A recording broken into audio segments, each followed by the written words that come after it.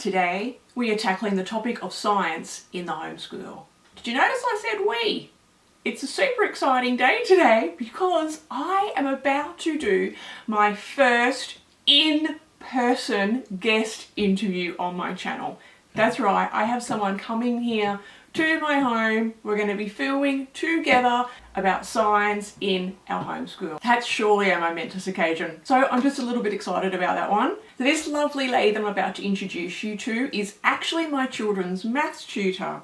She is a long-term homeschooler, someone that I have known for many, many years, but have obviously gotten to know quite a bit better now that she's coming into our home every week for a couple of hours at a time. And her name is Leslie.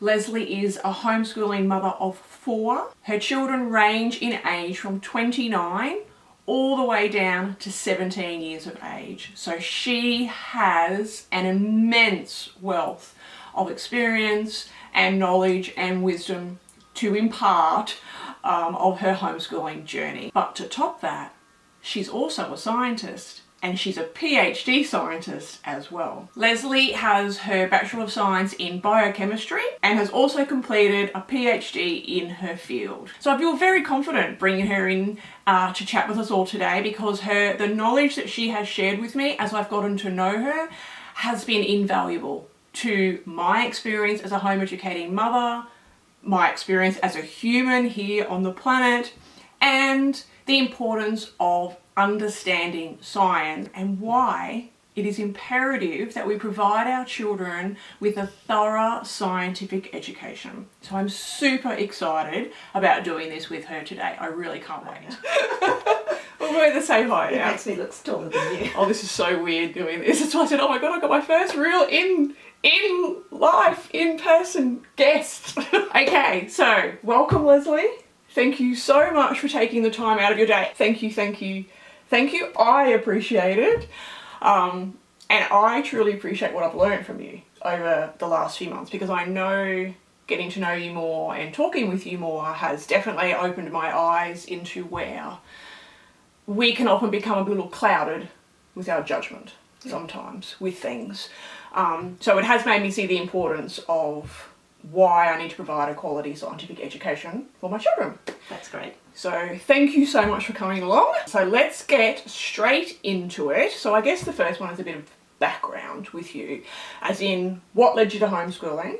And the question I had asked is how on earth did you complete a degree and a PhD whilst homeschooling? Okay, well, the thing that made me, I should probably start with the degree and PhD. Mm-hmm. I didn't actually complete it while homeschooling. Oh, okay. Okay, so I did my science degree and then I went on and did an honours year and then I went on and did a PhD and meanwhile I got married and I was photocopying the copies I needed for my PhD the Friday night before the Thursday morning my daughter was born. Oh so my goodness. She's the eldest. And I remember being in the biochemistry office and actually having some contractions at that point. Oh wow. And the one of the ladies in the office said to me, I'm not a midwife. Just don't do that here. Get this thing copied and go home. Yes. Wow. And it turned out she didn't come that night. It was just... But that was the end of your PhD. That was the final of your PhD. You finished before you had her? Almost. So yep. With those copies, my supervisor wanted another academic in the department to read it first and yep. just give me a bit of feedback. And so she was great reading that for me and had a few comments. And so when my daughter was about 3 months old, yep. That was when I thought, okay, I think I can manage this now. Went back into uni, had a chat with her, yep. made those few corrections and then just photocopied the relevant pages and then submitted. Wow, that's impressive. So a lot of years of study. How many years is a PhD? Well, the science degree normally is 3 years full time, yeah, and then an honours year is a year. Yeah. And then the PhD, it depends. Mine was completed in 3.5 years, but it's not unusual for them to take a bit longer. Though, okay. Having said that, since I've done it, yep. sometimes the structure of the PhD and what you need to do to complete it has changed. Okay. They tend to keep those time periods a bit tighter. Some people obviously do them part-time, and it takes them a lot longer. Wow, well done. That's a lot of work. Okay, sorry. So what led me to homeschooling? Well, my daughter was a very bright little spark, and when she was 3, she was just keen to learn, you know, and she really wanted more formal learning. That's what she was craving, and at the time my husband was teaching in a small school in Kingaroy, and at that stage preschool was not a 5-day program, it was more your, I think 3 days 1 week, 2 days the next week type program, and just basically on her age she would not have sort of qualified for, you know, the school to get funding from the government. And so I had already read a bit about homeschooling at this stage, and so I decided to teach her at home, and that worked well, and by the time she was... So how many years ago was that? Oh, so she was born in 92, and so it would have been at the start of 95. So I'm coming to the end of 26 years of home educating here. So it would have been a bit of a challenge to find people back then. There were some actually doing it sort of through the school directly. Right, okay. Though what I started with originally wasn't aligned with the school. Yeah. And you know, I just put different things together. But then when she was, it was only a couple of years after that, we moved back to Brisbane, and there were homeschoolers, but a very different situation to what it is today. So here we are, 26 years later. We had dial-up internet, just, you know, it was a very new thing, you know, some dial-up internet, and it was mainly for emails and really not much else. Yeah. Yeah, how much it's changed now. We couldn't live without the internet. Yes. No way. How does anyone homeschool without the internet? Okay. I don't know. All right. Well, I did it for a while. So. Yes, and plenty have gone before you and have all done it well and successfully. So we would survive. So why do you think it's so important that home educating families provide a quality science education for their children? Okay. I think there's 2 main reasons here. One is that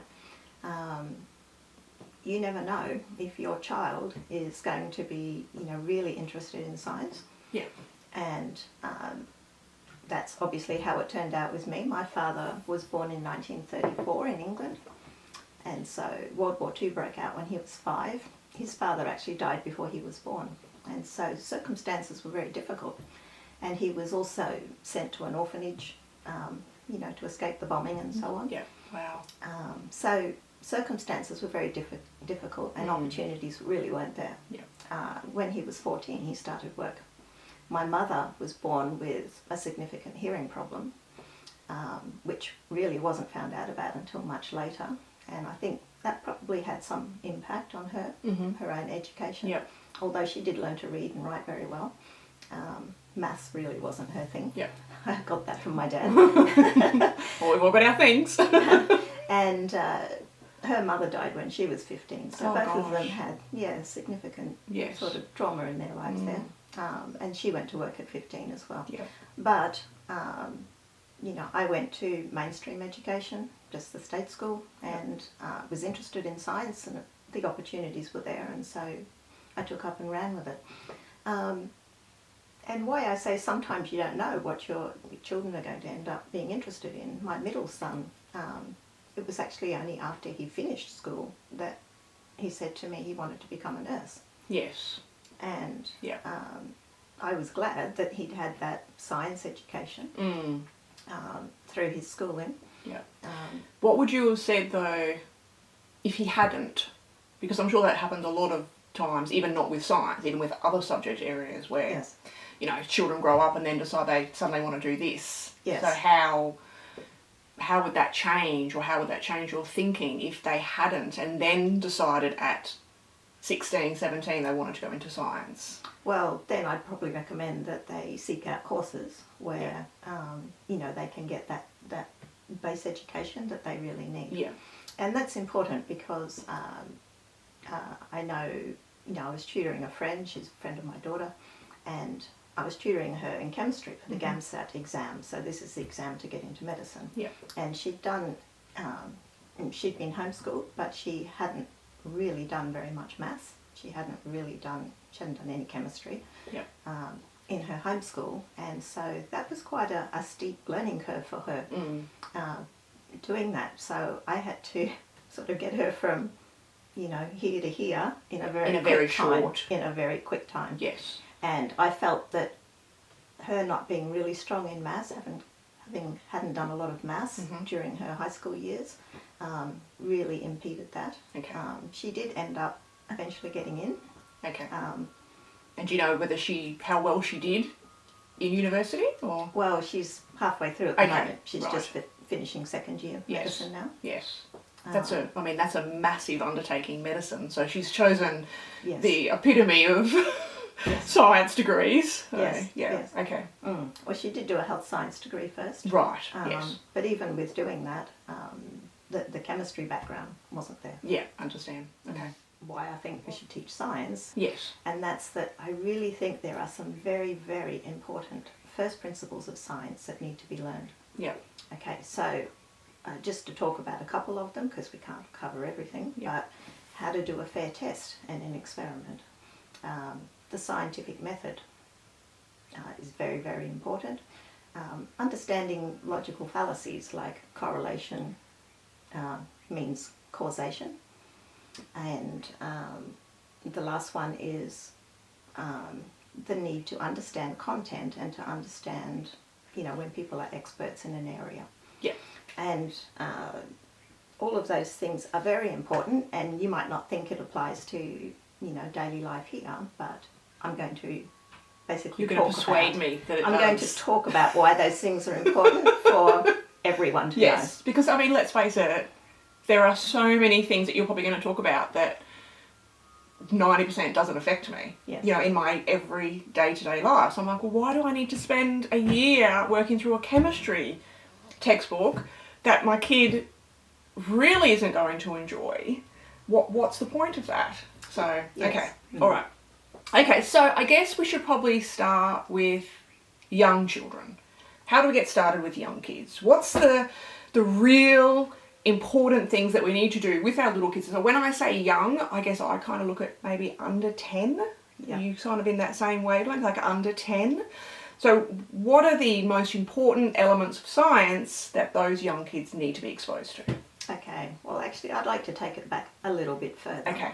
With very young children, talking babies, toddlers. Yeah. They're at a fantastic age for just learning things, because just naturally they're born with this curiosity about the world. Yeah. So for example, my granddaughter is crawling now, and last time she was at my place she crawled towards the set of drawers because she could see the shiny, little handles on the drawers. Yeah.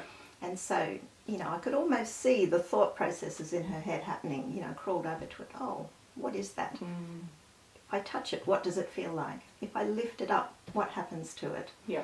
She's carrying out all these little tests. Yeah. If she could have taken it off the cupboard, she would have stuck it in her mouth to yes, know, of course. what does it taste like? What does it feel like? Yeah. Children are just naturally curious. Yeah. And one of my sons, the one that's now a nurse, I remember him just getting a box of marbles one day. Obviously he was old enough not to be swallowing them. Yeah. And he just amused himself for about half an hour while I was doing something else. And then when I came back, I noticed all these groups of marbles on the floor, and he was categorizing them. Oh, wow. He was sorting out the big ones from the small ones. He was sorting out the sort of marble-coloured ones from the cat's eye ones. Yeah. And within the cat's eye ones, he was sorting out the blue ones from the green ones, from the red ones. And I thought, well, yeah, that's a great little science experiment he's going there. Yes. He's categorizing things. Yeah. Kids love, things about water, filling up the bathroom sink with water. Yeah. This same child, by the way, we had a visitor come and he'd left his baby powder on the sink, and I came in one day and the baby powder was all over the sink, because obviously he wanted to know, well, what happens with this stuff? I've had a few of those in my time. We've had a lipstick child. Yes. So. What does this do? When I told the visitor later, he said, oh, he must have looked like Casper the Friendly Ghost. Yes. But, seeing what things float, what things don't. Yeah. And you can start to get them thinking by just asking questions in a fun way. Yes. Okay, well, what things float? What are they made of? You know, Yep. why do you think your marble doesn't float and your plastic boat does? Yep. What happens if you load up that plastic boat with things? Yep. There's a great book in the library. I think it's Pamela Allen, Who Sank the Boat. Yes. Who Sank the Boat. Yes. Yeah. Those sorts of things, you know, you get children asking questions. You know, children naturally ask, for example, you know, why do we have daytime and nighttime? Well, you know, get a globe out. Yes. And, you know, have someone represent the sun and you know, do things with them and explain them to them. Yeah. For, you know, once they sort of are, you know, at the age where they, you know, for more formal education, this might sound surprising, but in order to teach science, I really emphasise teaching reading. Right. If you can read, you can learn. Yes. Okay, if they can read, then you can get some great, you know, little readers out of the library. Yes. With, you know, science information, Lifeline Book Fest, great place to go. I remember getting this fantastic book. Yeah.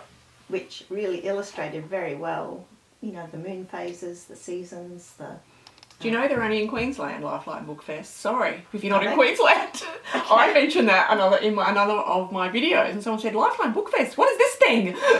Well, we are blessed, but find secondhand bookstores. Just look on Facebook groups for secondhand science books, but yes, basically load your home as best you can without spending $1 million, obviously, or borrow books from people, them from the library. We're all blessed with amazing libraries that we can borrow from. Yes, yes, definitely. Library is a big thing. Yes. So yes, definitely. So in order to help teach science, first thing is teach them to read well. Yes. I'm a very big advocate for phonics first. Yes. And teaching my children to read. As children get older, books I've used in the past, I've used the RIC science books. Mm-hmm. You know, I had a quick look through them the other day because I thought, I'll just have a look and see what they are. Yeah. So that's a workbook, a science-based workbook. So any curriculum-aligned science-based workbook.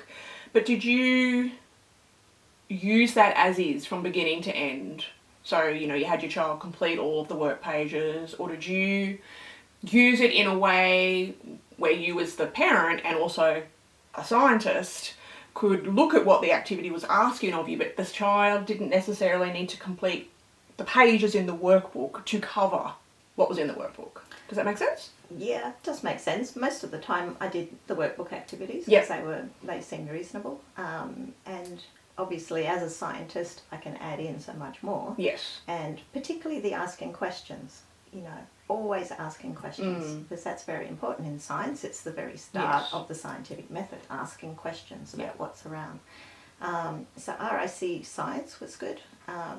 As they get older, there's that classic science that you've used. That's more sort of upper, you know, upper primary. Yes. With high school science, I really would emphasize using something that really teaches those principles, the scientific method, fair testing, these sorts of things. And now, at one stage, we were enrolled with a school and they used a Christian curriculum, which I know, you know, I know yourself, you're secular. Yes. And I know a lot are, but if you can cope with the, you know, Christian part of the curriculum, I actually recommend the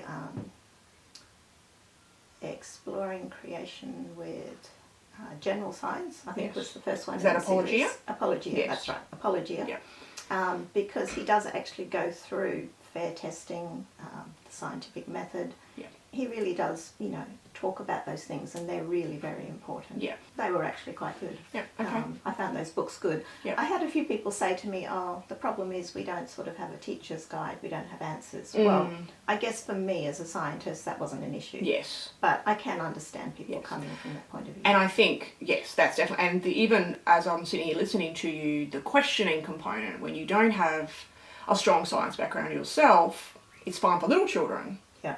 But as the children age, we're not often able to pull from our non-existent bank of what questions should I be asking my child. Yes, that's right. And so I guess that's where a good curriculum a good quality curriculum is key. Yeah, that's right. Yeah.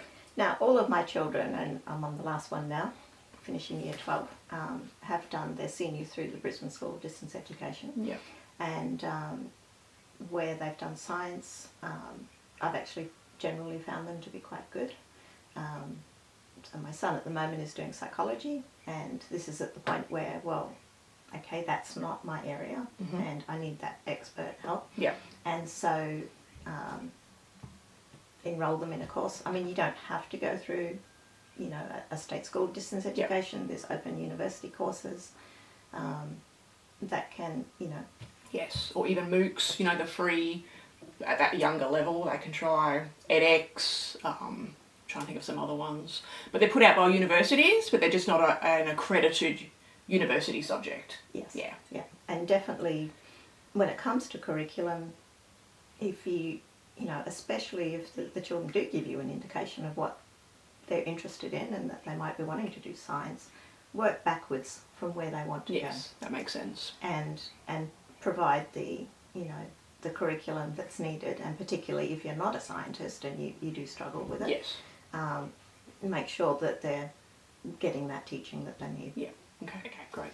Right, so let's look at labs. How important are they? Like, really, do I need to be doing some type of lab or experiment every single week in science? Or can I just put it on YouTube and find one that someone's done and watch it through them? Like, how important is the hands-on part? Okay. Well, the hands-on part is important, I think, because it does give the students an opportunity to practice those first principles that I'm going to talk about. So how to do a fair test, for example, how to write a scientific report, how to, you know, just follow that scientific method all the way down. Yeah. And so it is important, I think, that they do some labs at home. But here's where I think your curriculum can help out. So with the Apologia curriculum, I actually found it quite good, because at the start of each book is the whole list of what you need. Yes. And you can, they were all fairly cheap things. Yes. I didn't have a real issue with finding things for that. Yeah.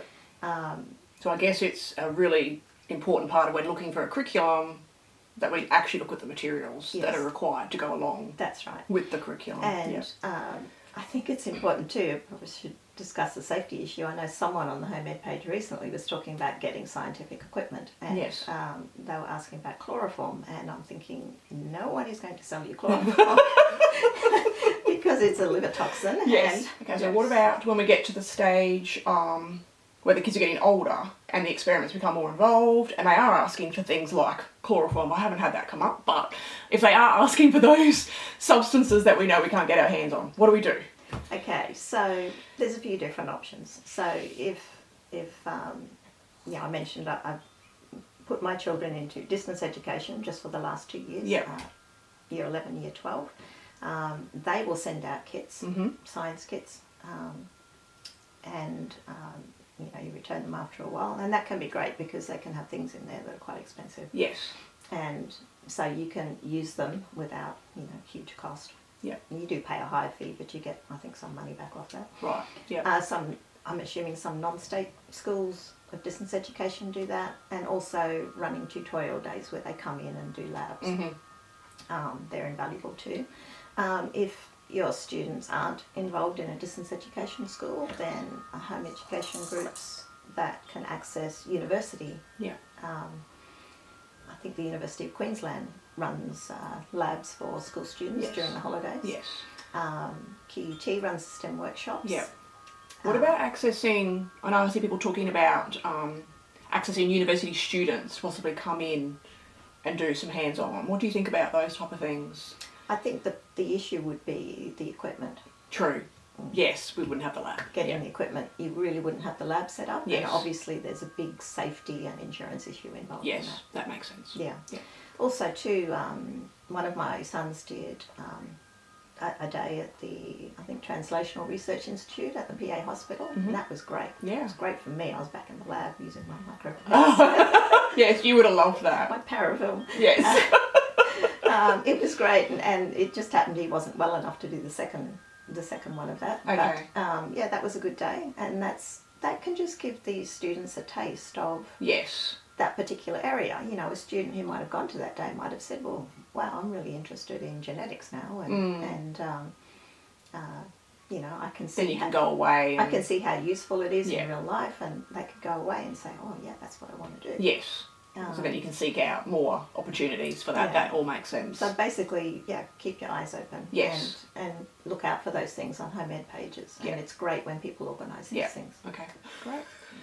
All right, so let's get back. I know you briefly touched on this, but let's look at maths and how important a solid basis in math is for us to be able to go forth and have a good science education. Okay, now... Be prepared! I'm very biased here because I tutor maths, okay?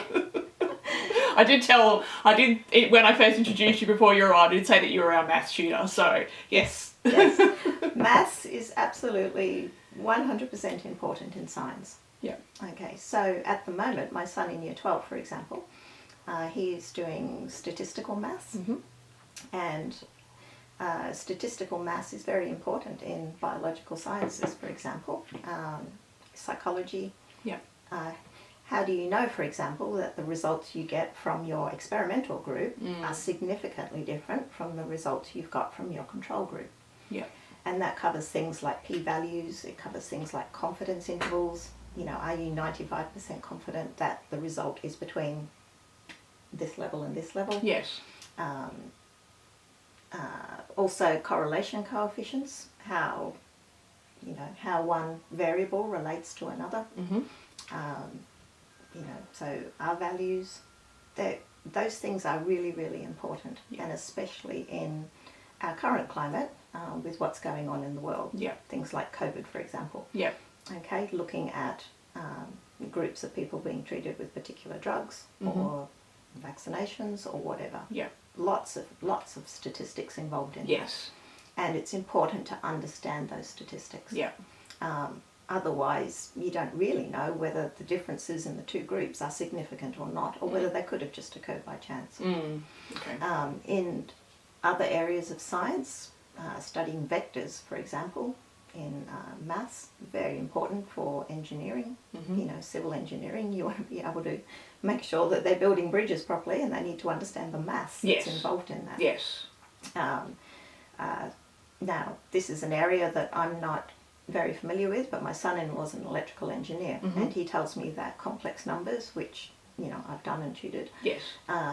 is important in electrical engineering. Yes. I'll take his word for it because I don't know. He's the expert. I haven't studied the experts on that. Yes. But those things are apparently very important, and just even for I think the basic skills that people need to know, understanding percentages, for example.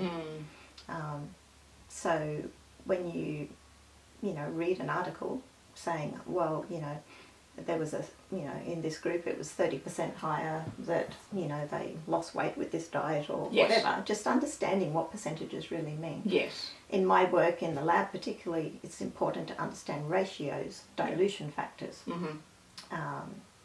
all those sorts of things. Okay. Really important. I remember tutoring biochemistry pracs at uni. Yeah. And I remember saying to these students, look, get your maths right. You really need to understand your maths and check it, and double check it. Yes. So I'm going to throw this out there because a comment that I see a lot is, well, when they need it, they'll learn it. And so if they can at least just get themselves to uni, like do enough to get there, maybe they need a tutor at uni, I don't know, but do we need to be spending 12 years on all of this when the child might or might not use it? And if they do decide at 16, well then we can kind of spend 2 years cramming and putting it all in. What are your thoughts on that? That's an incredible amount of cramming you've got to do. Yeah. So I've already mentioned the friend I know who wanted to do medicine. Yeah. That was a huge cramming. Yes. And she would say, I wish I had done maths and chemistry more as a in high school. Homeschooled student. Yeah. Yep. Okay. Homeschooled student at the high school level, definitely. It can be done, but it's an awful lot to cram. And if you've provided that for your children. I mean, you know, some get to, you know, year 10 and they don't want to go on with science. That's fine. That's fine, so long as they've understood those basic principles. Yes, So, but I can see, having done a much more thorough science programs over the last couple of years than what I've ever done in our 15 years of homeschooling, now how important it actually is that we all have at least a grade 10 level of science. Yes. And that's really only become apparent to me with what's going on in the world at the moment. Yes. So, okay, so talking about maths and the importance of maths, but what curriculums do you recommend? Because I know, being here in Australia and homeschooling, we obviously only have access to school-based programs or American-created homeschooling maths resources. And often there are a lot of Australian homeschoolers that do use Math UC, I'll use the example, and use it well, and use it successfully. But for me personally, we chose to move away from that because, as you pointed out, in the high school years, it doesn't correlate to our curriculum. So what are your thoughts around all of that? Okay, so if there's one thing I say over and over again as a maths tutor, it's that whatever you pick in the primary years, make sure there is a huge focus on place value. Right. A huge focus on place value and a huge focus on manipulatives, things they can see. Yeah. So Math UC in the primary years is a really good option. Math UC is a good option in the primary years. Yeah.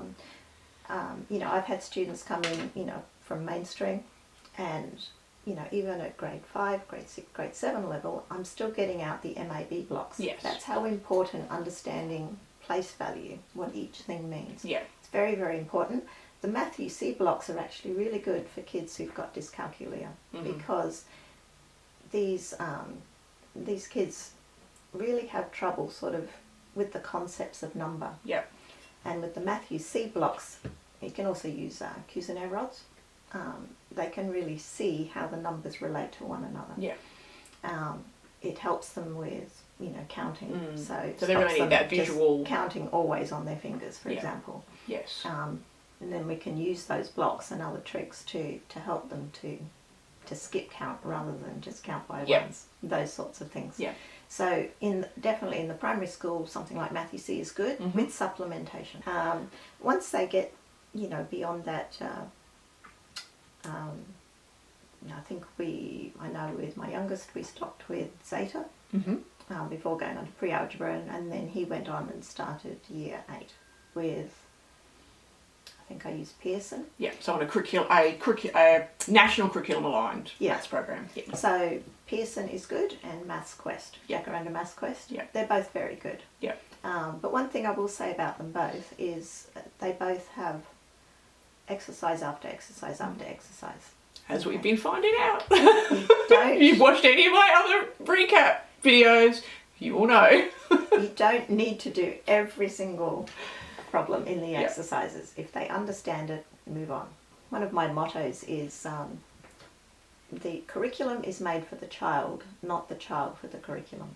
In other words, if some aspect of the curriculum is not working, then it may need tweaking. Yep.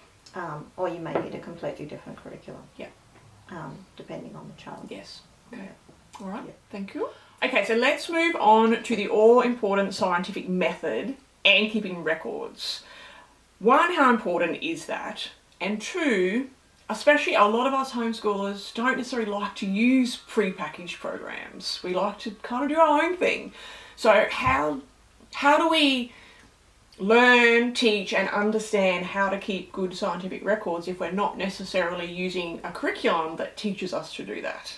Okay, well this is quite a challenge, but it really is very, very important that we have good record keeping, because I sort of explain it to people this way. If you're producing a cookbook, for example, what you want to do is write that recipe down so that anybody that picks your cookbook up can replicate what you've done. Yes.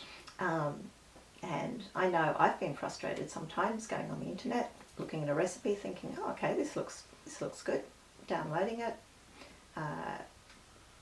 making up the recipe, and it's just a complete flop. Yes. And I'm thinking there's something wrong there. Okay, something wrong with the method, the amounts of the ingredients, or whatever. Yeah. And I know one time they'd messed up the amount of flour. Right, okay.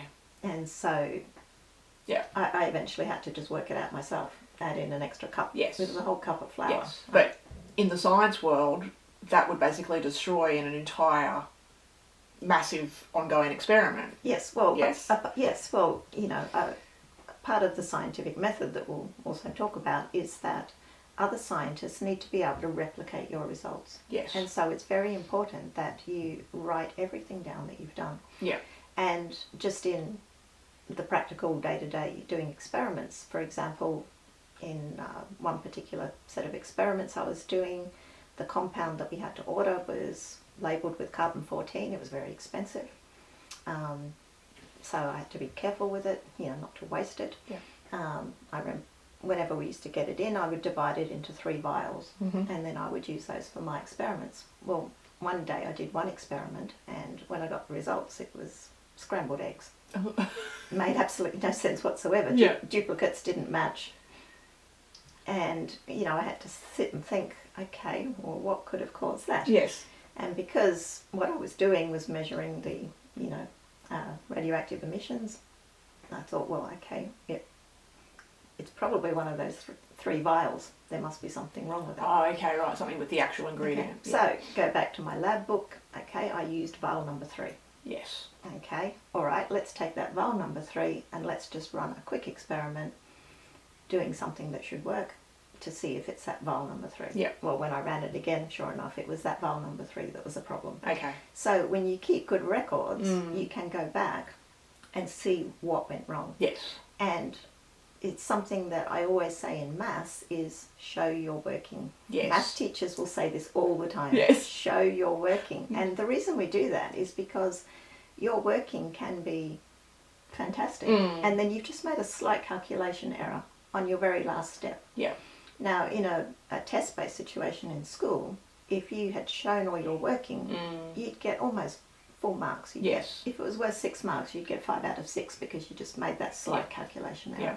Whereas if you didn't show your working at all, you'd get 0. Yes. And I can see easily, really, sitting here thinking, when I made the point before about, well, when they need it, they'll learn it. But when things like record keeping, it just becomes a pattern behaviour, Yes. a habit. Yes. And so you want to set those good habits up from a young age so that they go through with those good habits. So Yes. that it does make sense. And I mean, if you've got young children and you're doing experiments and, they have problems writing or spelling, you don't want those things to hold you up. You can scribe for them. Yes. Yes. Say, okay, what are we going to do in this experiment? What's our aim? Yeah. Okay, and get them to, feed it back to you, ask more questions if necessary. Yeah. Take something simple. We're going to see what items float and what items don't float. Yes. Okay, so aim, we are going to see what items float, what don't float. Yeah. Okay, what's our method? Yes. Okay, what are we doing first? What is our equipment? Yeah. We got the bathroom sink and the water out the tap. Yeah. And Gonna put in our ducky. yes. Yep. A ducky, our plastic boat, our marbles. Yes. This is something Mum doesn't want. Yes. Underwater. Mum's lipstick. Mascara. Whatever. Yeah. Yeah. So, and then obviously recording is very, very important when you're doing something like, you're timing something. Yes. Okay, you need to be able to write down, okay, at 5 minutes I measured this, at 10 minutes I measured this. Yeah. Sometimes you might need 2 people involved because Yes. someone's doing the measuring, someone's doing the recording because you're timing something. Get as many people as you need. Yeah. Okay. But write it all down. Yes. And then that way when you come back, you can find if there's a source of error going on, like I did. Yeah. Or, and when you're writing up that experiment, you can then write up exactly what you did, Yeah. exactly what you found. And so, other scientists too might say, well, where's your raw data? I want to see how you've applied statistics to that. Yes. Or, how you've concluded something from that. So can you please show me your raw data? Well, if you've done accurate record keeping, then You've got all that. You've got all that. Yeah. Okay. All right. Makes sense. Definitely. Okay. So how would you recommend parents facilitate a science-rich environment in their home without actually purchasing a curriculum and taking on the role of teaching the child that curriculum. So if a parent wants to be a little more hands-off and allow the child to have an exploratory moment with science, how do we get around that? How do we get our kids to have quality science, but yet we don't actually really want to be teaching the science? Okay. Well, I think that this is where you need to take the opportunities that come up. So, for example, the son I mentioned before, who's now a nurse, when he was young, I remember him just sitting there once and saying to me, "Why is it that when you eat food, it doesn't go down your windpipe?" And so I said, "Okay, well, let's find out." I mean, I already knew, but I went to the internet, I went into YouTube, and I, just put in the key search terms, and then we found a really fantastic video which showed exactly how that worked. Yeah.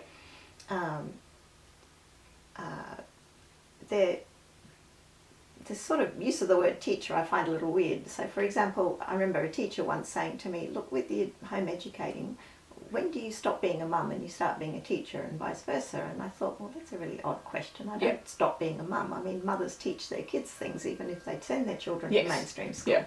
I mean, you teach them, you toilet train them, you're actively teaching as a mother. And in the homeschool situation, I don't think you ever... I'm very much for active teaching. Right, yes. Okay, so when children are interested in a particular thing, do some active teaching. Yes. Find the information. Yep. And find some experiments that will support that. Yes. And so, just where I'm thinking, in those moments, like with your son who had that question, I guess what I'm getting at here is he could potentially have a very disjointed education in science over his 12 years. If it was just worked on when questions arose, let's explore that further, there's sort of nothing may connect much to each other. Do you see that as being an issue? Yes, probably. I'm very much for... I think in retrospect it's always good. Of course, yes. Saying good things in retrospect. Yes. But good old hindsight. To me, a sort of ideal with home education is sort of a 4-1, I call it. Right. So the 4 is the sort of formal, more structured education, and then the 1 is the day for taking those opportunities. Yes. Okay, so he's interested in digestion, obviously, and going and seeking out that information. Yeah. So I definitely think that there are things that children need to learn in each of those areas of science. Yes, okay. And the focus really, as I mentioned before, should be on that reading and maths in those early years. And the science, okay, yes, a little more informal. In the younger years, keep it very much to what they can, yes, what's very personally relevant to them. The things that float and the things that don't. Yes. The different animals and classifying animals. One of the things I did find helpful, just thinking about that, was I remember the ABC education programs can be very good. Yes, we still watch those. There was one on Australian animals, for example, little 5-minute clips on Australian animals, and it was when I actually learned for the first time that blue-tongued lizards don't lay eggs. Yes, that's fascinating. Yeah. They have live young. Because you think reptiles not laying eggs is strange. Well, then there's the platypus, and that kind of blows everything. And there's some snakes. I just shared a snake video on my Facebook page recently of birthing. It's fascinating because it's just like blows your mind. How does this happen? How does this work? Yes. Yeah. Okay. All right. Perfect. Thank you. Okay. So what about home science kits? We can all get sort of one-off kits from National Geographic, or I think there's Mad About Science in Australia is an online website, or even we can subscribe to Mel Science Kits. There's other ones I know we see around the place. So how important are they? Well, I think they're great, really. Yeah. I must admit, I've spent a bit of money at National Geographic over the years on various bits and pieces. Yes. Especially, I should have added in and I forgot, how important is it to have a microscope in the home? Because it seems to be that thing, like,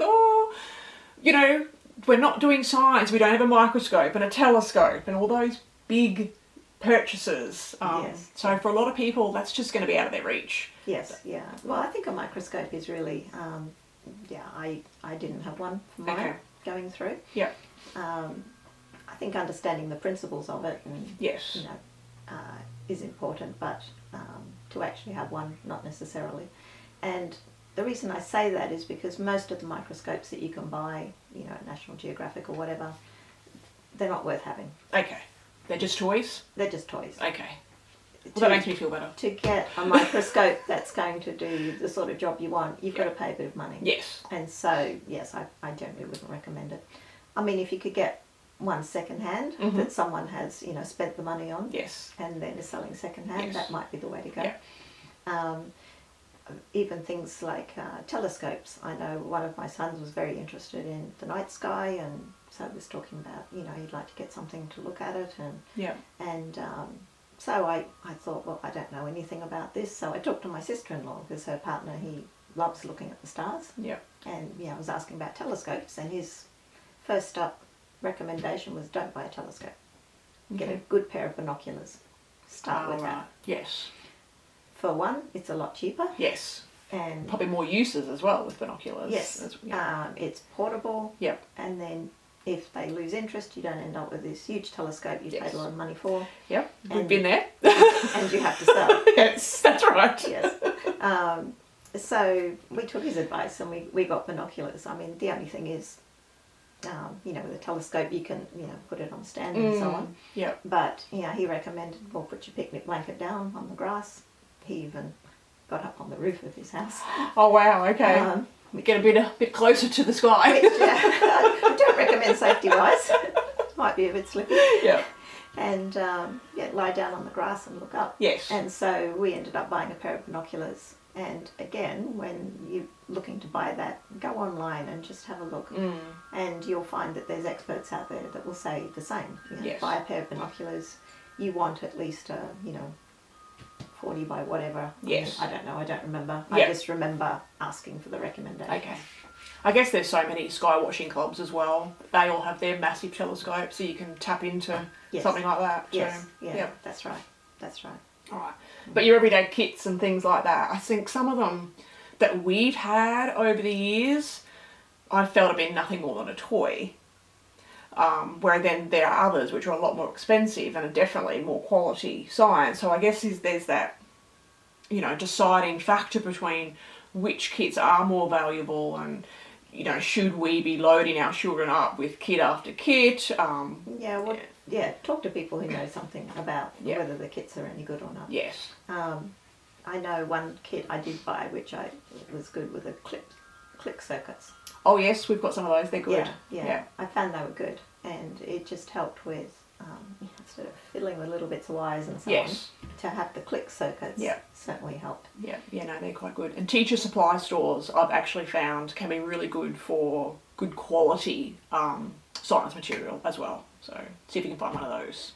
Okay, thank you. That was a lot. This is going to be way longer than what we anticipated. Sorry, we were kind of saying we'll try and keep it to 20 minutes, but I just looked at the time. Anyway, I hope it was valuable.